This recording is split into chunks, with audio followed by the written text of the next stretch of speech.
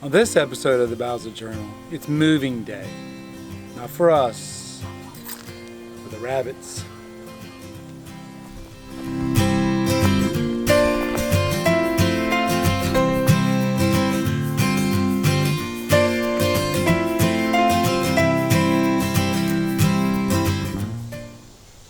When we purchased our rabbits, they came with cages, but the cages weren't in the best of shape.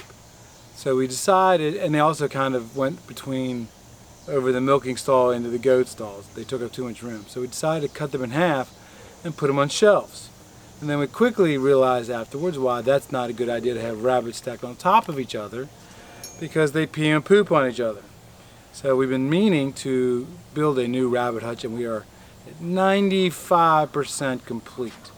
The only thing left to do is to paint the sides and attach the water supply to the main water system that we have going for the goats and the cows. Even though this wasn't a difficult project, it still took probably 3 or maybe even 4 weekends. I don't know, I kind of lost track. We decided that we wanted to have them in their own cages, bigger cages, so they could have room to kind of run around and hop, and put them in a part of the farm where they get shaded from the sun, and also they get social interaction, and they get to, have better experience, better life than being stuck in a milking room for their life. Mental stimulation. Mental stimulation is the word I was looking for. So when you see we purchased 4 crates from Klubertans. I had to remember the name of the place. When it comes to building rabbit cages, you have 2 options. You can either build your own or buy them already made or pre-cut. Which one's best depends on you. It depends on which you have more of. Do you have more time or do you have more money? Right? So for us, we had a little bit more money than we had time. So we purchased these kits from them. They were already cut, already had the doors on them. All I had to do was J-clip them together. Each one took me roughly, after the first one, once I got that learning curve down, it took me about 30 minutes or less to put together. Pretty simple and pretty easy. And the rabbits really seemed to love them.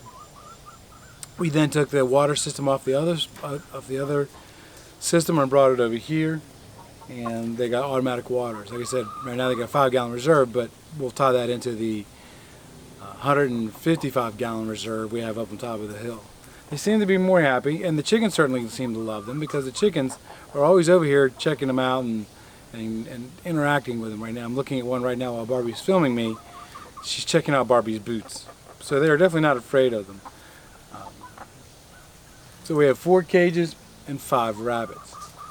The 5th rabbit's actually in what we call our breeding cage, or not breeding cage, our grow out cage. He will eventually get harvested, but right now he's got a pass for right now. So the cages, we put 4x4s in the ground, and we got this design off of a fellow YouTuber. Although we didn't do exactly like he did his, we just kind of modified for ours. Ours made longer, and we'll put a link to his channel or that video in the description down below. So we sunk 4x4s into the ground at 16 feet apart, and then we just built a regular frame off of this. And then I quickly realized that they were too far apart for 2x4s. I probably should have gone with 2x6s. So we ended up buying 2 more 4x4s and putting them in the middle to support that extra weight.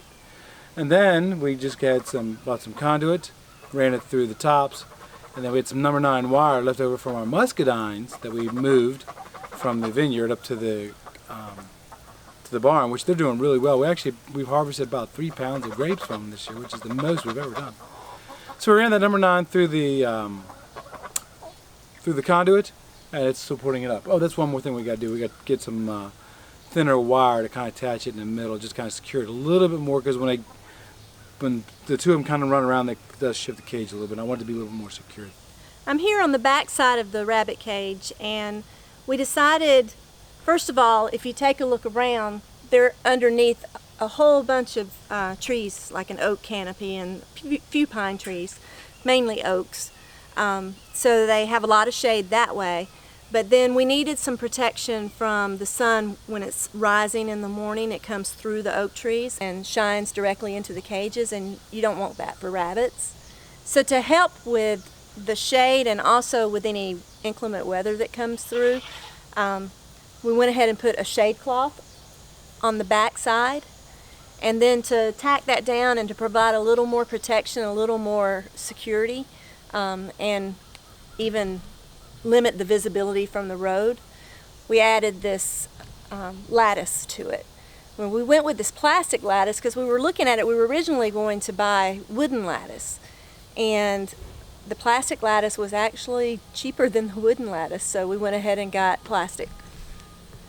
But we think we're going to go ahead and use this, incorporate this lattice into all of our different animal hutches and sheds that we're going to be building. That way they kind of all match and look nice. I apologize if the camera's a little bit shaky while Barbie's talking. There's a bunch of gnats out here today, and it's hard to hold the camera still when they're all flying in your eyes and your ears and stuff, but yeah, no fun. So we put a plastic corrugated roof on this on top of plywood sheathing to help keep the rain off the back. That way, like Barbie said, 3 sides of this is protected from the elements, and they're also protected from the canopy as well. This entire place is actually in the shade all day long. It's dappled light, so while it may get hot in Florida, they're always in shade. Let's go take a look at this at the roof. Come on. See the corrugated, the plastic? I had to put it on here to keep the water out off the rabbits. Decided to put the rabbit hutches in here with the chickens in the same yard for a couple of reasons. First of all, it'll give the rabbits a little extra mental stimulation, because the chickens will they're actually hopping up on part of the rabbit hutch, and they like to dig underneath, and the rabbits get to interact with them a little bit that way. The primary reason, though, is, as you know, with this type of setup, the rabbit poop and urine falls to the ground and it'll start piling up. Well, chickens are excellent at turning that pile of manure and urine into compost. So they get under there, they scratch it, they eat the bugs, they help eat any fly larvae that come, it minimizes the pests that come into the pen, and they'll help us have some amazing compost for our garden. When you're ready. Okay. So this is Buckminster. As you can see, he's got some yellow on his fur.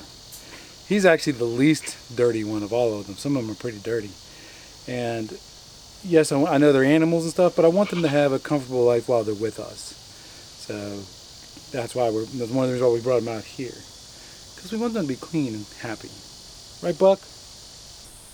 So some of that dirt that you saw on Buckminster was urine, but also some of it's rust too, because they were on top of each other and they would pee. Even though we had plastic trays underneath them that we thought would catch all of them, it still wouldn't catch all of them. So that's why they have that yellow. So some of the yellow is rust, some of the yellow is pee.